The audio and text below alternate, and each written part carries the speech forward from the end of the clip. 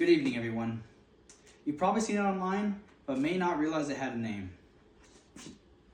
Videos of young people in vintage dresses, tending gardens, baking bread from scratch, or even filming themselves attending Catholic Mass.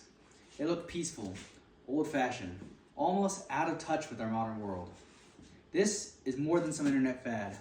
It's what people are calling the trad trend. I'm not a professional culture critic. I'm not an influencer, but I've seen this growing and it caught my attention.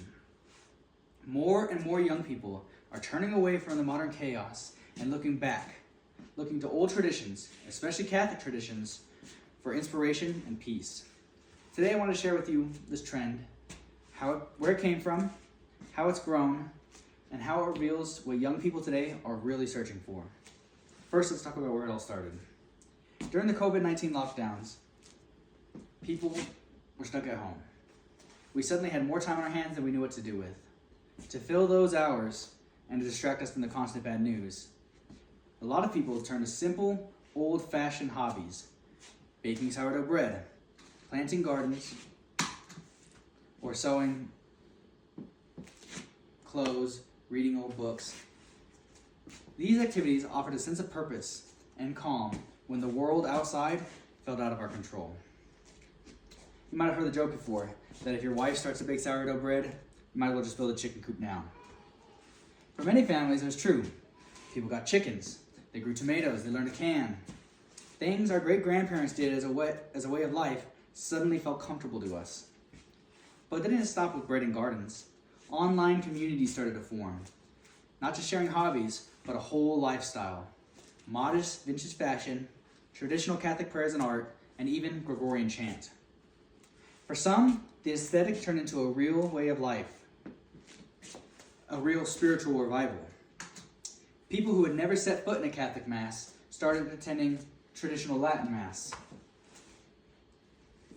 Young Catholics who had drifted away suddenly found themselves drawn to ancient rituals that had lasted for centuries. As this spread on platforms like TikTok and Instagram, bigger companies started to notice. Streaming services and production studios realized that audience wanted stories with strong morals, clear heroes and villains, and traditional values.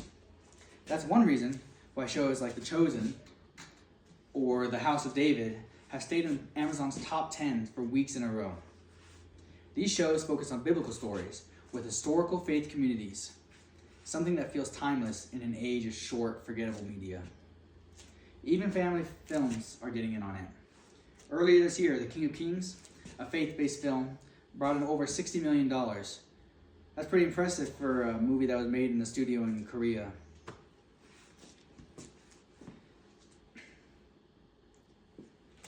This just shows that there's a real hunger for stories rooted in traditional values.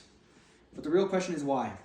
Why are so many young people who were raised on smartphones, instant messaging, and fast fashion suddenly drawn to old customs, old clothes, and old churches? One reason is that many just feel that the modern world is chaotic, shallow, it's exhausting. Every generation has its rebellion. In the 80s, it was neon clothes and rock. 90s, grunge and baggy clothes. The 2010s was tight clothes and fast fashion. But today, some young people are pushing back and they're going the opposite direction. Slow living, modest clothing, handmade things, and timeless rituals. It's a way to say, maybe we lost something good when we left all those traditions behind. Maybe progress doesn't always mean replacing the old with the new.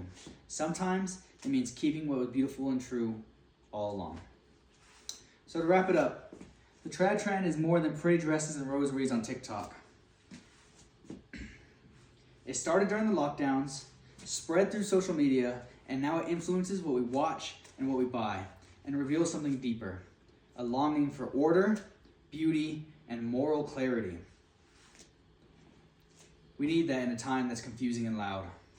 In a world of constant notifications and distractions, maybe it's worth asking, what old traditions might help us to find peace and meaning again today? Thank you.